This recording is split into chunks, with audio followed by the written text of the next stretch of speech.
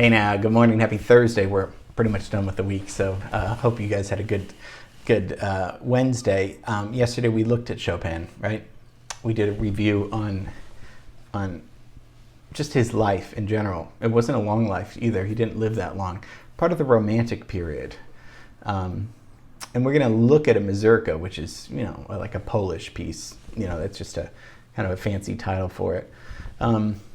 And then we talked about how he was kind of one of the first piano soloists to write solely for the piano, because most composers would write sketches for the piano for orchestra or for piano concerto. And his were solo piano pieces that he was shy that he would play in dim lit salons and stuff. So, and we looked at his quote, right? That simplicity is great. There's something beautiful about being simple, and that's what we try to do in here. Life is complicated, and if it's our job to simplify some of it in a way with keeping the integrity of it, not to dumb it down or anything, but just to try to get some clear ideas across. So we're going to look at his Opus 17. He wrote about 4 of these. We're going to look at the last one. This is a set of 4 mazurkas published around 1832. So the piece we're looking at is something he wrote when he was 22 years old.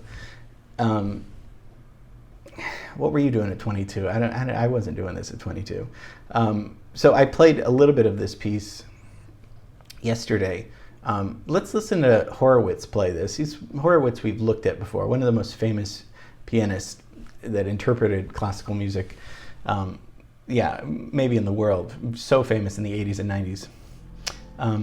Let's just refresh, and I really want you to listen deeply to this piece, because this is what we're going to be talking about today.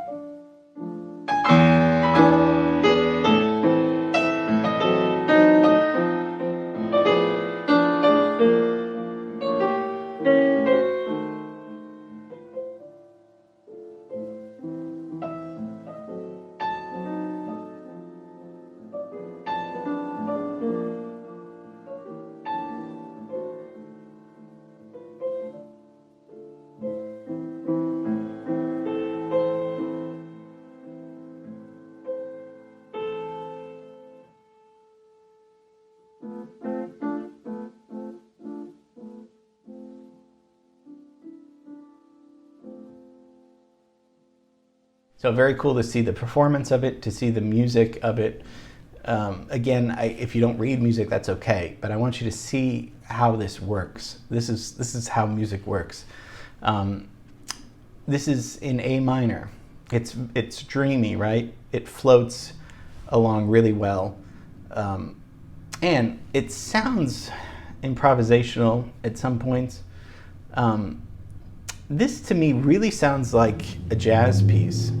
Something perhaps Bill Evans could have written, but not so much. There's a little bit of Bud Powell. Okay, so let's just look at the sheet music. First of all, the meter is 3/4. Now, does it sound like a Johann Strauss waltz? No, that's 1 2 3 1 2 3. So already he's doing something not traditional. It's not a traditional waltz, even though it is in 3/4. Now we looked at, if this is an A minor, what is he doing starting on a D minor chord? That's not right. You can't do that, right? It's ambiguous because it could be an A minor. It could be a D minor 6 chord. We're going to try to simplify this in terms. We talked about inversion with Bach. Remember that stepwise inversion, downward stepwise? And who else did that? Brian Wilson did that with God Only Knows, just that stepward motion. Well, he's doing that here. I mean, so we're going to take this in 8-bar sections. We have the introduction, that kind of, well, that's the introduction. And then I circled 1, it could be A instead. This is the theme. The theme is 8 bars every time. Now, he's not repeating it every time like Philip Glass would. The first 8 bars is the melody. Second 8 bars, the melody again with more embellishment, with more ornamentation. I mean, listen to this ornamentation. Tell me, just that sounds like a Bud Powell line when we looked at Over the Rainbow. Just those little trickling piano things.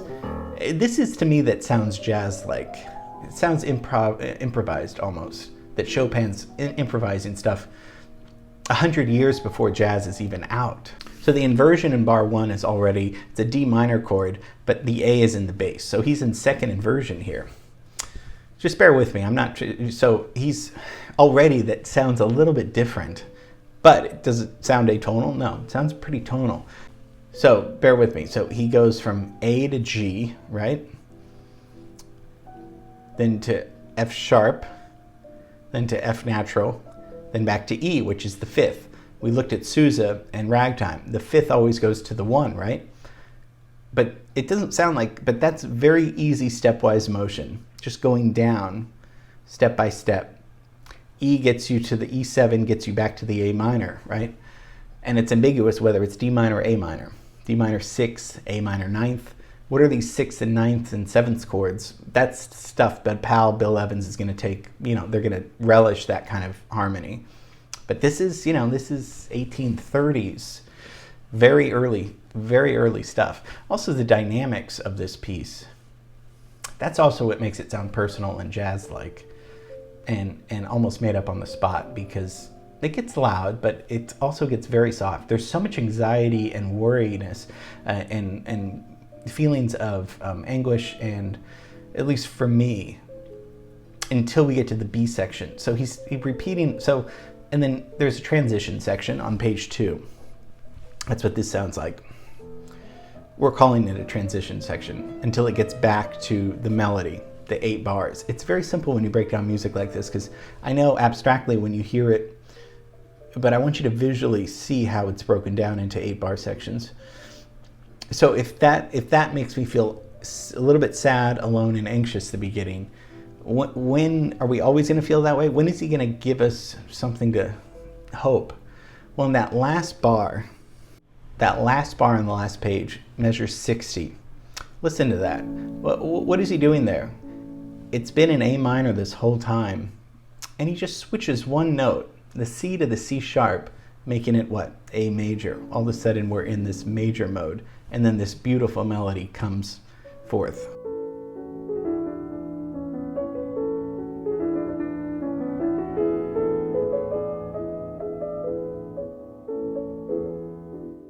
Very simple melody too. He's got just staying in that left hand, just the A, but it's kind of hinting at a 5/7 chord.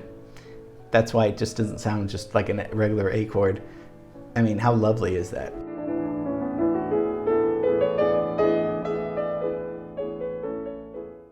Then of course it goes to the quiet section again. We need that, because that's part of life, right?